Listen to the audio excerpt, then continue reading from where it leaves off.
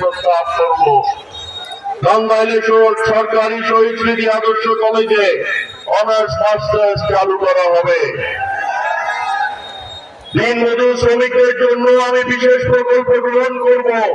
আমি চৌরাস্তায় বিভিন্ন সময় দেখেছি আমাদের সিএনজি এবং অটো ড্রাইভার, বাস ড্রাইভার ভাইরা ক্লান্ত হয়ে যাত্রী ছাউনিতে বিশ্রাম করেন। সেই জন্য আমি ইতিমধ্যে ঘোষণা করেছি আমাদের সিএনজি, অটো, বাস ড্রাইভার ভাইদের জন্য চৌরাস্তায় আমি একটি বিশ্রামাগার তৈরি করে দেব ইনশাআল্লাহ। টাঙ্গাইল উপজেলা স্বাস্থ্য কমপ্লেক্সে আরো উন্নত চিকিৎসা প্রদান করা হবে। টাঙ্গাইল চৌরাস্তায় হাসপাতাল স্বরূপ একটি ক্লিনিক নির্মাণ করে দেব ইনশাআল্লাহ। আমি প্রতিহিংসার রাজনীতি বিশ্বাস করি না, প্রতিহিংসার রাজনীতি আমি চাই না। প্রতিযোগিতা থাকুক, আমার আপত্তি নাই, কিন্তু প্রতিহিংসার রাজনীতি টাঙ্গাইলে আর চাই না। প্রিয় এলাকাবাসী, আপনারা জানেন গত রমজান মাসে আমি আমার নেতা কর্মীদেরকে নিয়ে একটু ইফতার করতে চেয়েছিলাম, কয়টি খেজুর আর পানি খেতে চেয়েছিলাম, কিন্তু আমরা এটা করতে পারি নাই। যেই সন্ত্রাসী বাহিনী অস্ত্রের সরঞ্জামানিতে আমাদের ইফতার মাহফিল বন্ধ করে দেয়, আমার 2 কর্মীকে গুলিবিদ্ধ করা হয়, আমি এই বিচারের দায় আমার টাঙ্গাইলবাসীকে উপর ছেড়ে দিলাম। যারা ইফতার করতে দিতে চায় না, রমজান মাসে গোলাগুলি করে, তারা কিভাবে ভোট চায় আমি আপনাদের কাছে বিনীতভাবে জিজ্ঞেস করতে চাই। পৌরসভার ভোটারদেরকে বিনীতভাবে অনুরোধ করতে চাই, আপনারা ভোটের মাধ্যমে নীরব বিপ্লব ঘটিয়ে ধানের শীষকে আপনারা বিজয়ী করবেন।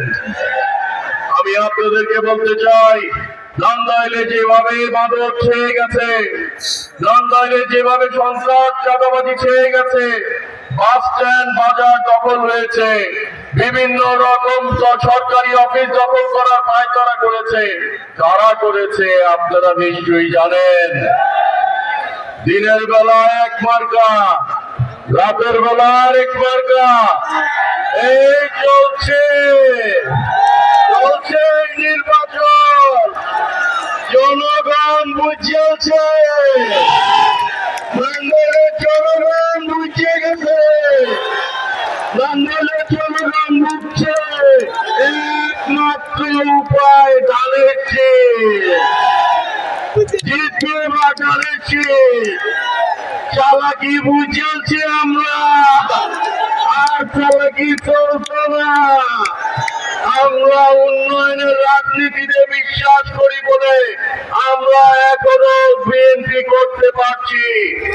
আমরা সন্ত্রাসের বিরুদ্ধে, উশৃঙ্খলতার বিরুদ্ধে বলে আমরা এখনো বিএনপি করতে পারছি।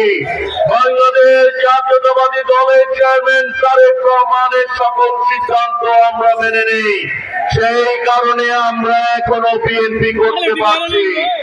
আমাদেরকে আমাদের নেতা অনেক দিয়েছেন, আমরা এখন টাঙ্গাইলের সিট উপহার দিয়ে তারেক রহমান সাহেবকে অলঙ্কৃত করবো টাঙ্গাইলের আসন ইনশাআল্লাহ। আমরা টাঙ্গাইলের উন্নয়নের জন্য যা করা প্রয়োজন আমরা সেই দিকে লক্ষ্য রেখে জনগণকে সাথে নিয়ে টাঙ্গাইলের উন্নয়নের জন্য টাঙ্গাইলকে একটি উজ্জ্বল নক্ষত্রে পরিণত করবো ইনশাআল্লাহ।